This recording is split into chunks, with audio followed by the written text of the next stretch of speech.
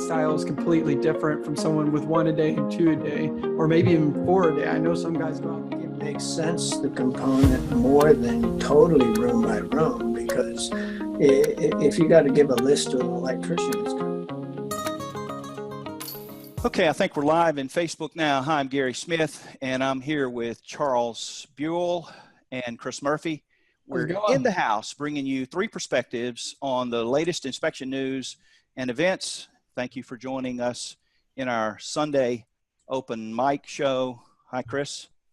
Good morning or afternoon, however you look at it. Charles. Hey, how's it going, Gary? Super duper. We're going to jump right in. One of the main topics this week is certainly one everyone, and I mean everyone, buyers, agents, inspectors, everybody can relate to this topic that we're going to toss about today, the ins and outs of report writing. This topic is real personal, yet conveys information that gets used by a number of folks. It's at the heart of your identity as a home inspector. It's your voice. The report is the digital and sometimes printed version of you, the inspector. So if you are in the report writing software business, it's your income. And I believe that the final product, the report, is the most important product that you sell your client. Now, a lot of the folks rely on their image, their dress code, their logo. And that's important. I don't want to belittle that or take away from it. But your report, that's actually your voice. So before we go any further, I was just surfing around on the net and came up with what I think was a short list, but it's a long short list of home inspector report writing software companies. And this is not an all-inclusive list. So I'm just going to name the ones that I saw right off the top of my head. HomeGauge, Home Inspector Pro, Spectora, PalmTech, InspectCheck, 3D Inspection System, Home Hub Zone, Horizon, Property Inspect, I Inspect Anything, Whisper Reporter, IRC Home Inspection Software, Tap Inspect, Report Host, Scribeware, Inspect It, and one that I saw the other day on Twitter, it's a new one, the latest one that I saw. It's got a cool little logo. It's called Clipboard. So some of these software companies offer you an option that includes video. So do you include, we'll start off just talking about video. Do you include video? Do you think video is important? How do you report it? Is it embedded in your software? Does this group, this list of software companies that we just listed, do any of them include embedded video, which I think they do? Or do you, record something and put a link to YouTube? What do you think, guys?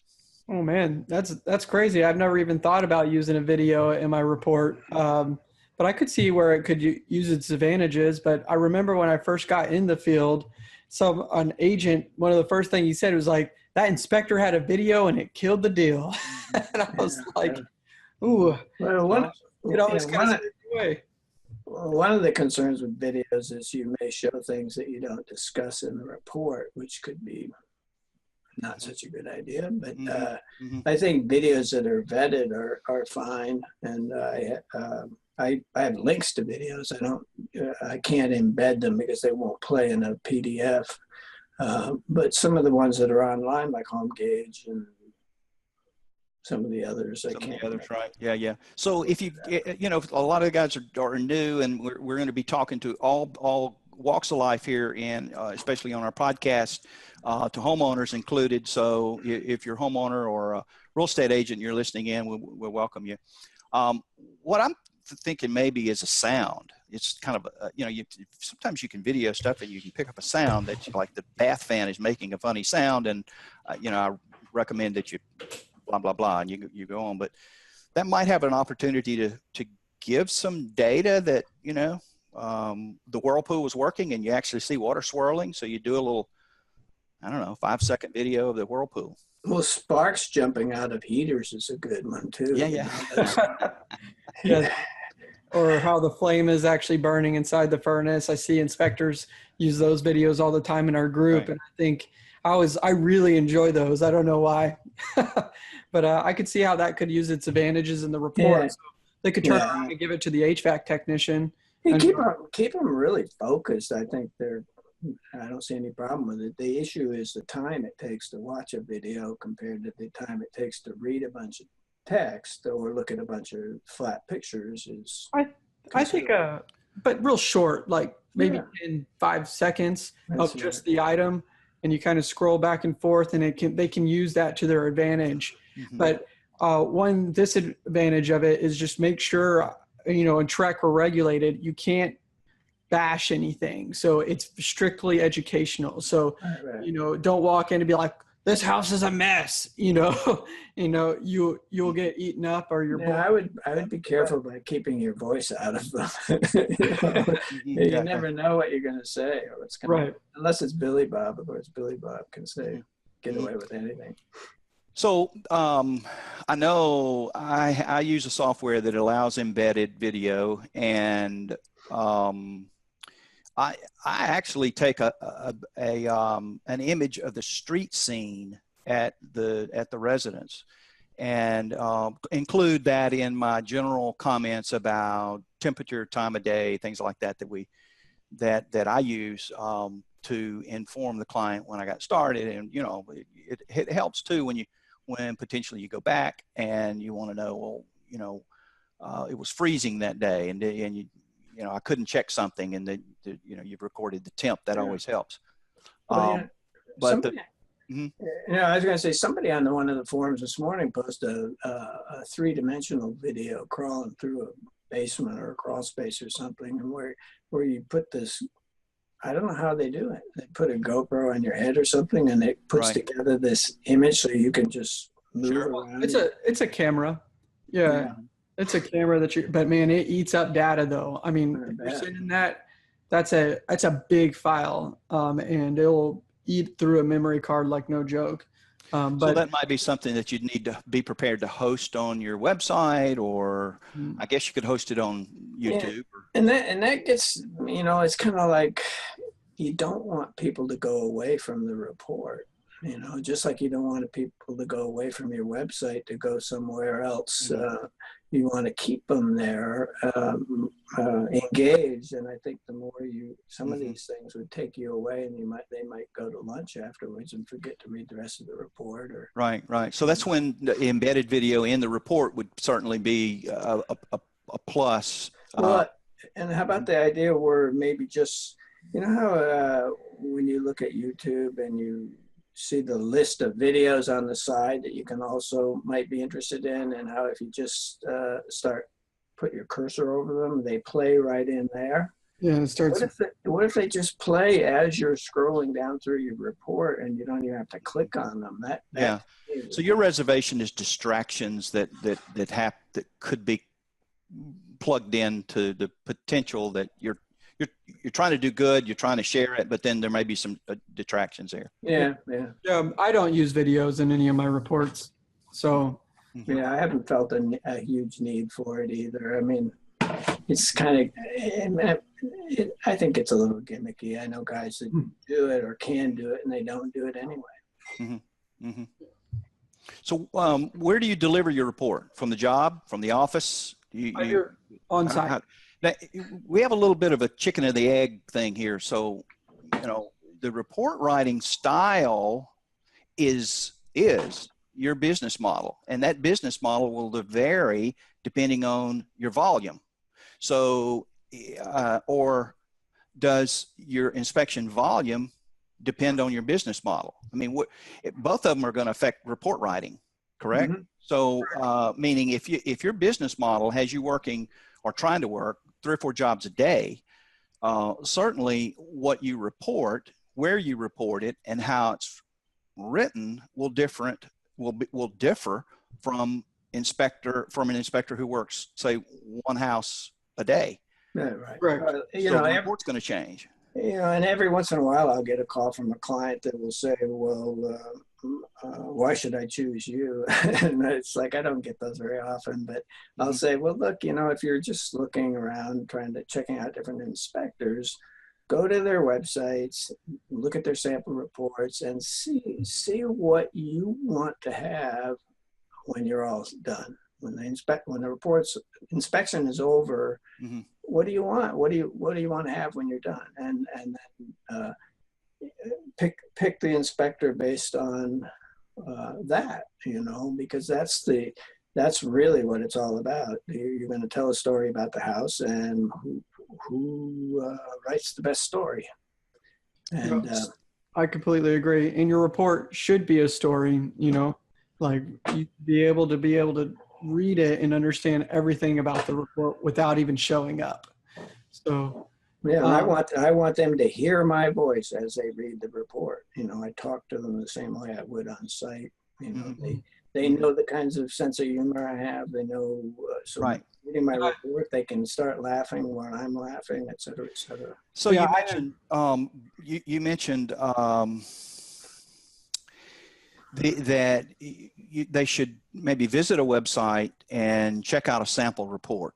I mean, what's that going to tell me about my everyday reporting? I mean, I've got 7 months to produce a fake report.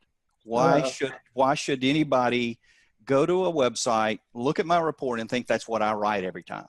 Well, man, it's a base start. That's what it comes down to. I mean, like, even if you're producing a fake report, it's still your report writing style from anyways. Yeah, but if in the end the client gets a report that's different from what you sold them, boy, you're in deep doo if you did. You just don't want to go there. But I go to people's websites all the time, and half the time they don't have a sample report, and if they've got one, it's like. So if we've got a new inspector that is watching or listening, and they're developing their style, the warning, so Charles says, would be beware. If you're going to put it on your website, you better be reporting the same way in the same language as your sample. That's right. That's good. And then also, I know Charles and I get into it quite a bit, but like you said, the report writing style is completely different from someone with 1 a day and 2 a day, or maybe even 4 a day. I know some guys go out there and do 4, which is crazy to me, because I know an average house to me takes about 3 hours. Just the size judges it a little bit. Yeah, in my opinion, I don't know how you can possibly tell the story of a house with some of these reports I see.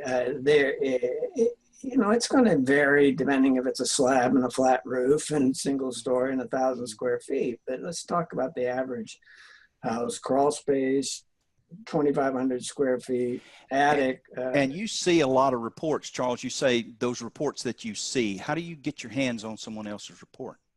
Well, you just look at their websites. Okay.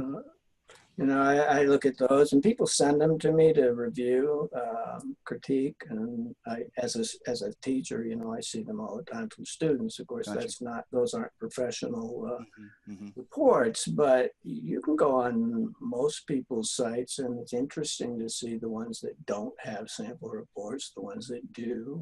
Right. What's up? A good question actually I have for both of y'all is, what is your average picture taking for each report? Mine averages anywhere between 80 to 120 photos in every single one of my reports. And I was just wondering, what do y'all average? I'd say I have 35 to 45 in a report, but I take 400 to 600. Wow. 400 to 600, man, your camera must just go off constantly. Yeah, it is pretty much, yeah. I want to be able to totally repeat that inspection when I get home. It's like, where was that exhaust fan on the outside for that upper middle bathroom? Oh, there it is. I can go back and look. Gotcha. Or if they have a question about a certain item, you're going to be able to scroll through the photos and pull it up. Well, I had one where 3 months later there was a leak, and I could actually go and look at the pictures in that hallway and see that the baseboard was not swollen with moisture. It was pristine. Yeah. So you just never know when that many pictures is going to help you, but it's never going to hurt you. Right. Well, I can answer the question that it varies based on the size of the house. Mhm. I don't have a set number.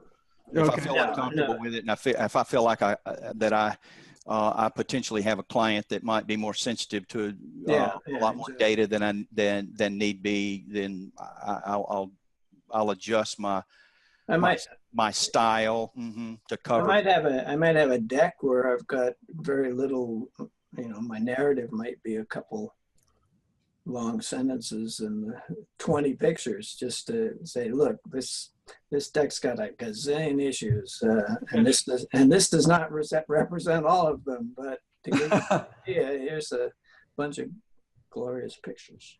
Gotcha. Yeah. Mm-hmm. Yeah. And even if my house looks good, I still have about 80 photos in there because I want them to be able to go through that report and still see, the roof still looks good or it did Yeah, look yeah, I don't think good. that hurts. I Yeah. just Mm-hmm. So, in your report software setup, is it set up room to room, or do you report via component? So let's say you enter a room, you describe the room's components, the flooring, the window type, the interior trim, or you mention the floor type one time in your report, because each room you go into, you're going to be describing the flooring, the window type, and the interior trim. Or do you simply add carpet to the list of all the other types of flooring present, and if there's nothing wrong with them, you mention it one time in your report? So that would be component writing per component versus room to room. What do you prefer? In my state, we're actually we're regulated by systems. So structure, grading, foundation. Mm-hmm. So I don't I have to do it by system. So each room, if it has its own branch system, it's not by room, this room's branch system. All the branch circuits are actually in a separate section of the report. And So Chris is in Texas. right, I'm in Texas. Mm-hmm. And if I write up like inoperative outlet, I have a blanket comment, inoperative outlet. And then I have a drop down pick list where I just be like in the front corner bedroom, the rear corner bedroom, or master bedroom, kitchen. And I can choose whoever I want or add into it as I go. That's how we write it in Texas. I mean, I didn't know. I didn't even know it was a thing that you had different styles of writing like that until I started talking to people from different states. I was like, wow, I kind of like it structured like that. They tell me what to do. Yeah, mine's a kind of hybrid. I think it makes sense, the component, more than totally room by room, because if you got to give a list to an electrician, it's kind of nice to just have it all in one section, or the plumbing kind of all in one section. And yet I still have a bathroom section where it's got all its own stuff that isn't related specifically to plumbing. Gotcha. Which Yeah. opens up another kind of sort of an idea or reason why report writing is such a paramount element. It is the reason that we're hired, is to be able to transfer data to the other side. Your client is typically the one that hires you, and you want to get the data and you want to transfer it to them in a meaningful way. But once it leaves you, then it potentially winds up in someone else's hands. Correct. And that would be the real estate agent, a contractor, potentially the seller, and a whole host of other folks. So when you're writing, you want to write as clear as you can. And Charles mentioned it a little earlier. If you're not a writer, how can you communicate as a person that's hired to deliver a text-based report? I hear some guys, well, I'm not a writer. Well, do you use canned text that's packed and delivered with your software? Meaning some of the canned text gets packaged with your software, is written in partial sentences. The most common comment starts something like this: recommend a plumbing contractor review, which sounds, like you're starting a sentence with a verb. Well, So I see sample reports with exactly that language, not changed, not altered at all. That's right. So we're talking grammar here. So it is writing. You are writing. So if you're saying you're not a writer, yeah, you're a writer, and maybe you may pay attention to that.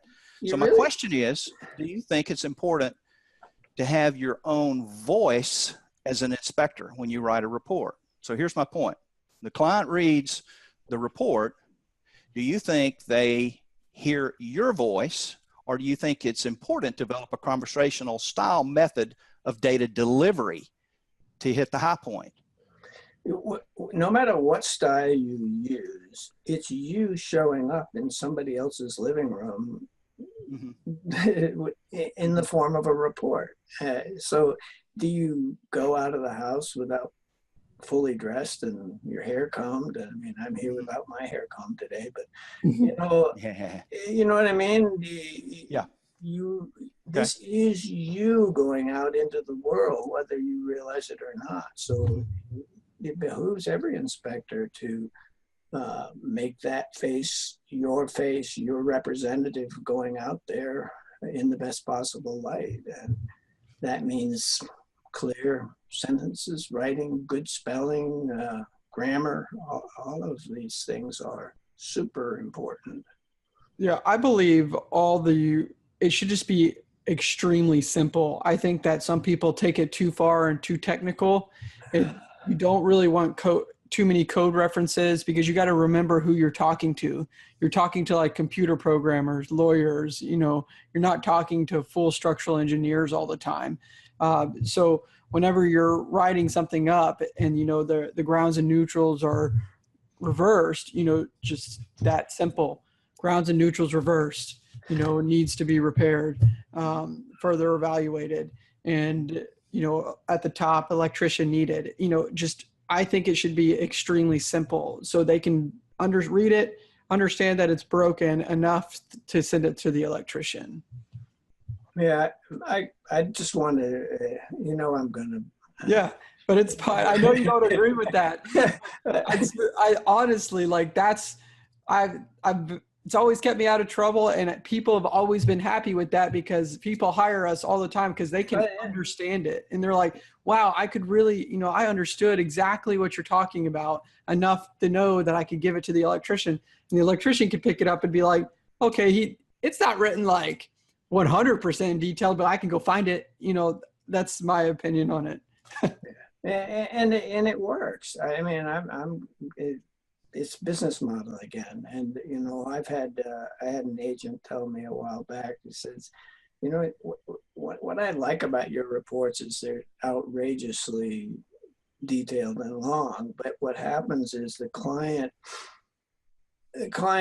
gets a sense that everything is manageable, that there's nothing. Sometimes you can throw a short sentence at them and they're immediately freaked out, like, whoa, this is the end of the world. And by going into more detail, enough detail to show that, and even give examples of how it might possibly be corrected, brings everybody to a place where they have almost like a prescriptive plan for the house. So it's less ambiguous. Yeah.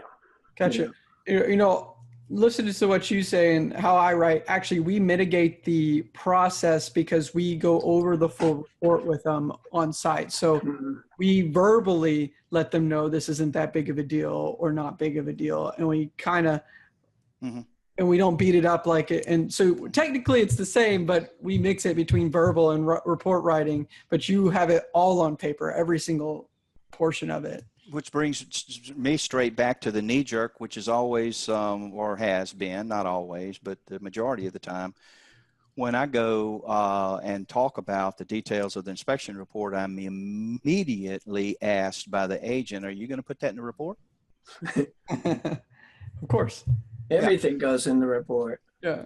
So if you're talking about it and it's beyond what you're writing, then you have a potential for potentially confusing the client. What are you saying here? What is the agent trying to tell you when they say, you're doing a lot of talking there, Gary? Are you going to put all this in the report? Is the agent telling you to stop? I don't try to figure it out. I don't try to figure out what a person wants to know or doesn't want to know. It just all goes in the report. Well, I always ask them, my report's not set in stone either. So whenever they're going over it, and I'm like, if you want me to edit this or add anything in here so you better understand it, please call me, because that actually eliminates almost all complaints, because they're always like, Chris, I don't think this defended me well enough, or I don't know if I can really get the job done. Can you add something in there? And I'm like, okay, yeah. And, and that will mitigate any bad reviews or them thinking your reports are crappy, because you're able to adjust. Don't let them think that it's set in stone. Once it's written, it's written. That's what these reports have multiple goals, really. There's the goal to communicate the house to your client, but there's also the goal of getting things fixed that need fixing. And so that has to be written in a way that whoever is going to be doing the fixing not only has some idea of what, where, and when, but also who. Is it Uncle Harry or Billy Bob or a licensed electrical contractor? Who is homeowner? Who's going to be the most likely to result in satisfactory results? So I try to sort that out as much as possible. One of the most common questions I get during the inspection is the client asking if they can interject some things to be added to the report. And typically they're rather cosmetic in nature, usually painting or scratches and dents. Yeah. Where are you on that? If they want them in there, fine. I had one the other day where I opened the kitchen cabinet and I just happened to notice one of the little covers that goes over the screws on the Euro hinges was laying in the cabinet, and one was on one side, one was off on the other side, and then I got looking around and realized a whole bunch of them were missing. And I said, "Well, do you want me to put this in the report?" And he said, "Yeah, just it's cosmetic. It doesn't matter." But I always follow up with saying that's cosmetic. So like I'm like, it's cosmetic, but if you want it in the report, sure. Because part of my process, as I talked about it in the past, is I turn them into a home inspector. So if they come to me with a problem and I'm like, okay, and whatever they say. So that in and of itself is a style of reporting that either you're known by, and if you're again new inspector and you're listening in and you're saying, what do I include in my report? I was in the attic and I saw dirt on the main rafter on the ridge. Should I put that the ridge needs to be cleaned? At some point, we have to understand that this is more than cosmetic. You're not going to be able to solve every cosmetic issue in the house in your report. I had a call the other day from an agent who had was a little bit disgruntled, and she said she had 106 items in her report, and just a handful of them were meaningful. The rest, she said, should have been on her list, but it was in the inspection report. Yeah. Well, I mean, does it make the summary is the big thing for me. I mean, that dirt in the attic wouldn't make the summary, but it might make the report. Just as somebody going up in the attic wanting to know why there's footprints on the rafters, and it's like, well, because they were in the mud and somebody walked on them during construction. But not necessarily that someone was hanging from the rafters. It's not going to. It's not going to. Yeah, I always mitigate the problem too by, I put bold and I put note, or, so there's a difference between a note comment and a notice comment. And then there's a difference between like a bulleted comment. So, bulleted comment could be problems. A note is just like, hey, there's some dirt on the rafter. Not a big deal. A notice is like, hey, you might really want to take care of this, Yeah. Like my report is broken into 3 sections. There's a summary, and then each section has an information and maintenance section where all that kind of craziness goes in.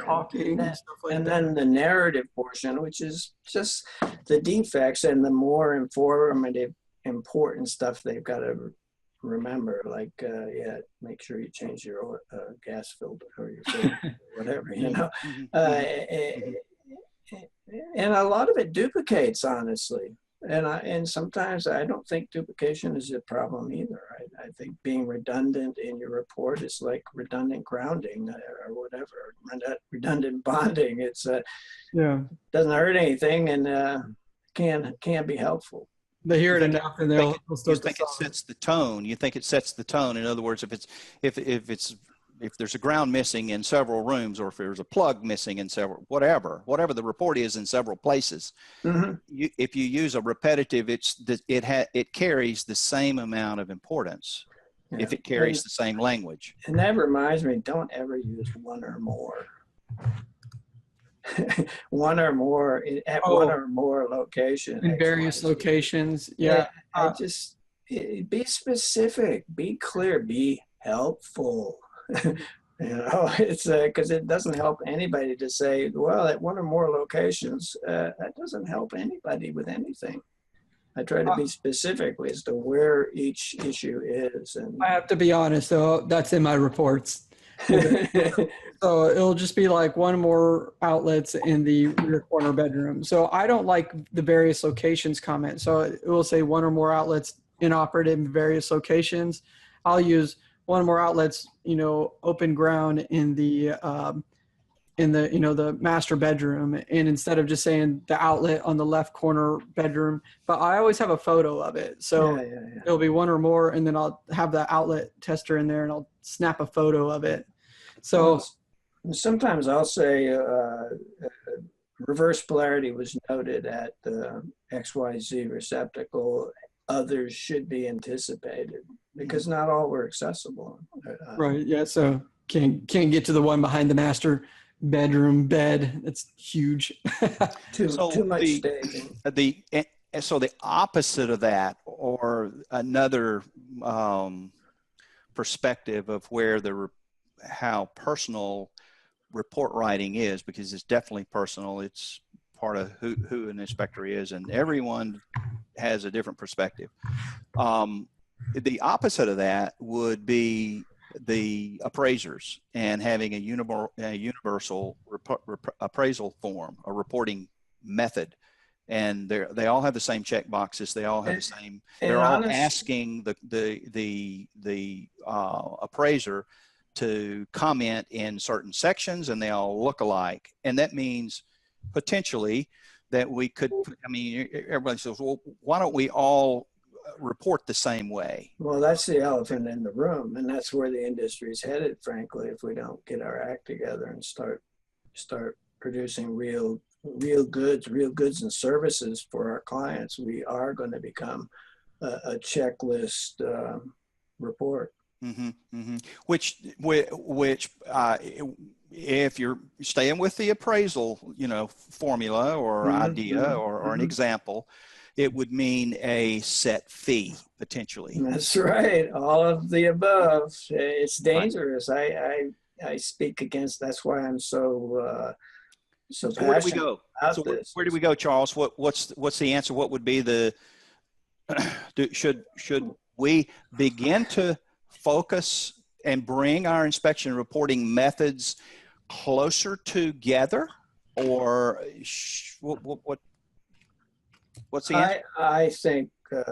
Is there an answer? I don't think so.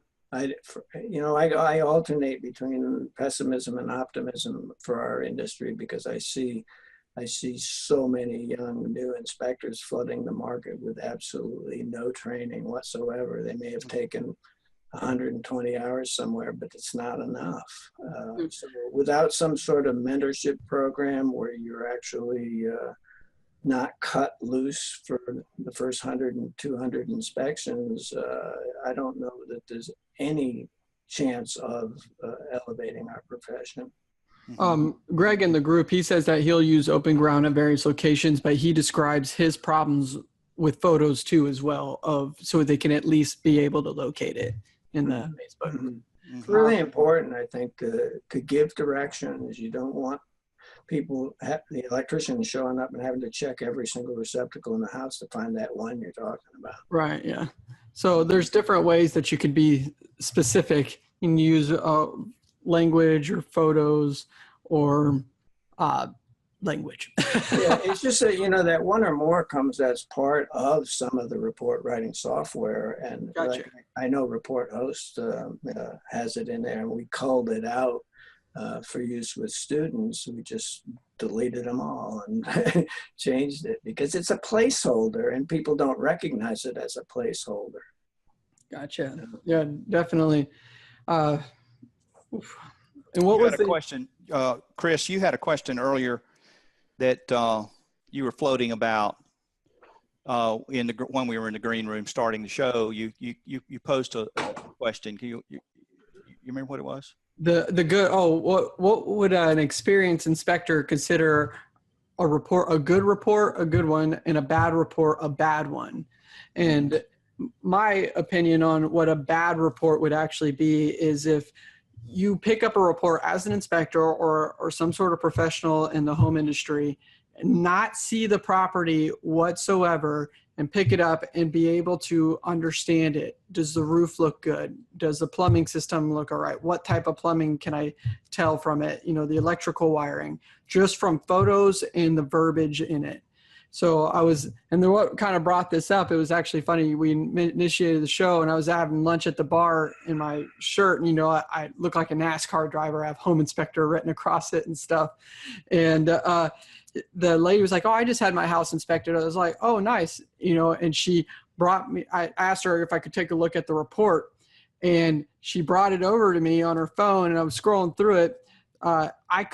He had pictures of roof damage on it saying the roof needed repair, but he only had pictures of the damage. And so I was like, well, for me, this looks like the roof needs to be totally replaced, not just repaired. So that's where I think you can determine between a good inspector and a bad inspector is that I don't know if that damage is across the whole roof or just there. So you want to try to document it as like you're seeing it, pick it up and you're able to tell everything about it from a good and bad report. Yeah, the only way that I would counter that is that if you state in your narrative that the report is totally trashed and needs immediate replacement, and then show 3 pictures, that's fine.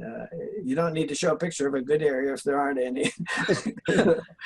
I could agree with that too, but it was just like, it literally just said damaged shingles observed on the east side of the structure. Yeah, and that's just not acceptable to me. And he had 2 photos.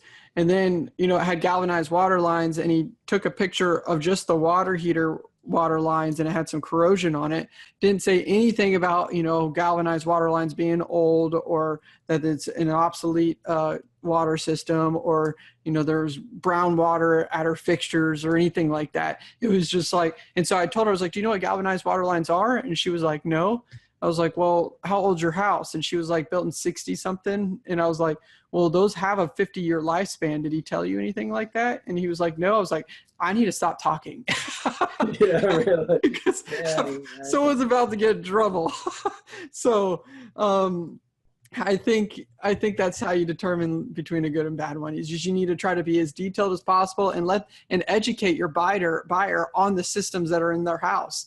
Even the AC system, take pictures of the serial numbers. So if I, as another inspector, open it up and want to look how old the AC system is or at least write it in there, 2007, 2006, it should say that. When somebody, and I agree, Chris, when somebody reads your report and they're 100 miles away, when they show up, everything about the house should look exactly like your report. There shouldn't be any, "Wow, I didn't know this about my house." There shouldn't be anything about their house they don't know after reading your report. If there are those kinds of surprises, you might want to tighten it up a little bit. Yeah, or and good just general information. Galvanized water lines present. Copper water. Maybe not so much of like the really good water lines, copper or PEX, but maybe a picture showing copper coming in through the water heater or copper underneath the sink. So if I look at the plumbing system, I'm like, "Oh, nice, you have copper water lines. That's great." Something like that. But how many reports do you see where you open it up and it says water heater inspected? Right, nothing. Nothing there. So that's exactly what I'm saying, and that determines between a good and bad report is like, because in Texas, you're not required to say anything. It's performing. You're not required. Like, so you could just say it's inspected and then move on, not write anything at all. And I believe like a good report should be inspected, all components performing at the time of the inspection, you know, and general photos, you know, pictures of the water connections, pictures of the tank, pictures of the pan. And it's, but yeah. you see how that lends itself totally to my fear of checklist type reporting and set fees. I mean, that's where we're headed with that notion. And a lot of inspectors are actually fine with that because they can just make $350 and spend a couple hours and they're on to the next inspection. But oh, like you have a water heater checklist type inspection? Like I'm just trying to, or just like you have a water heater, the TMP is present, your pan is present, and then just move on? Is that? Yeah. With no information as to, well, why do I need a pan? Who cares? What's a TPR valve? What, you know, all of this stuff that you can actually provide information and be helpful about. But so if you were to put yourself in what you know now in the shoes of a new inspector, and they were considering purchasing or renting or whatever however the business model from software companies are laid out, what would be your top 3 to 5 points to look at a home inspection software and see, do you do these? And or do all, I don't want to make a blanket statement that all home inspection softwares are the same, because they're not. Right. Not the same, but they're all too similar too. They're all very similar. Yeah, they are pretty similar. I don't, my biggest thing for top 3 items that I would give is, for a brand new home inspector, is I'd find someone like Charles or you or me and just ask, you know, what kind of comments do you use? How do you write it? You know, do you have standard blank comments? Buy someone's comments. Because I think, you know, there's other inspectors out there that will sell, you know, 2,000 comments for like $300. Believe me, it's worth it. It's worth the time. And then I'd believe in one set fee for the inspection software. So I don't think you should be paying per report. If you're paying per report, the bigger you get, it's not going to justify the price. So invest your time in something that it's a one set time fee. Maybe one set fee a year or one set fee period for the report. And there's still some of those guys around. I know a lot of them have moved to per report. Yeah. I just, you know, I just don't agree with that. I just $5 an inspection and I'm doing 1,500 inspections a year. That is a lot of money, you know, like that. And so that's just crazy. There's a worse option though. You could develop one in Excel. that just won't. You know, I get, I'm paying. They should make money too, but like the bigger I grow or the more inspectors I get, more software I'm going to buy. I'm going to have to keep buying, you know, another software license from them. There's always going to be more inspectors out there. And maybe if you sell me updates, you know, sell me, be like, hey, Chris, I added this. It's a little bit easier. You know, it's $100 or something like that. I believe in that. But I don't believe in you nickel and diming me for every inspection. That just drives me insane. Someone, I learned about that last conference. I was like, you're charging $5 an inspection? Get out of here. And I just like walked away. I was like, I would have to buy a software every month. Like, that's crazy. But anyways, that's my rant. I mean, what's your top 3, Charles? My top 3, the ability to manipulate pictures and full picture editing functions on the site would be key. I agree. For me as one. That's one. The ability to store, create, manipulate narratives easily, and add detail. That's my biggest complaint.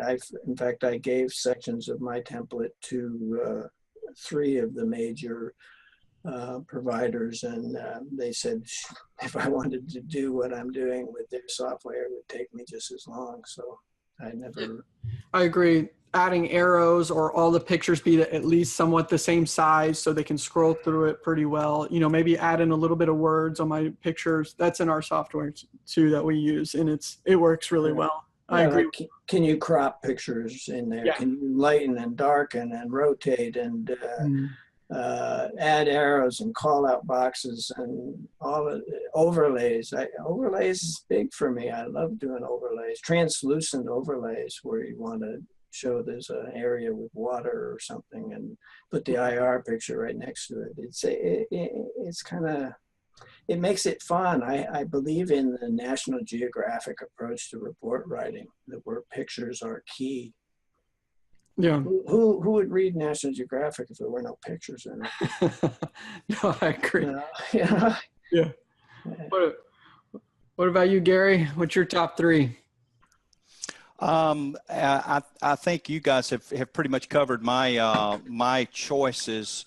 What I am very sensitive about is the ability, and I think every home inspection software should offer, especially if they're online and they're connected in any kind of way, any kind of meaningful way to a big data database, would be to have them delete my data within a certain amount of time after I deliver the report. And allow me to maintain that data about that house in some type of converted or convertible file, whether it's a Dropbox file or Google, Google Drive file, and not share my client's data. This is a monstrously huge issue in our in what we do today. It's never been like this in the past, where anybody could mine your data. Right. I agree with that. You know, I think I don't do any third-party services after I'm done with the inspection, and I still feel they keep calling me, and the offers are great. You know, waiving ISN fees or $200 for every security system. You know, or pest control referrals. I only refer out people that I trust and I know they're going to give the client a good service, and I don't give out any information. I only give the company's information to them, and I don't accept any money from them. We've spoken to a couple of software vendors about this issue privately, and the consensus was the same.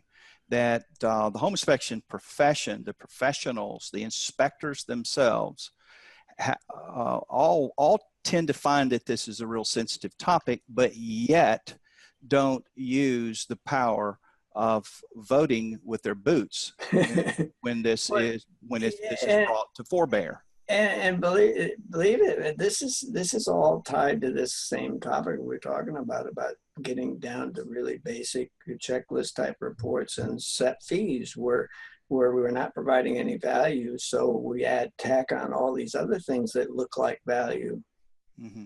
Mm-hmm. Well, I just, my worry, or the dread or the focus potentially would be to have a conversation about the home inspectors not becoming mules for big money. And it seems to be that we are moving in that direction, and I think it's a dangerous direction to be moving in. Interesting topics today on report writing.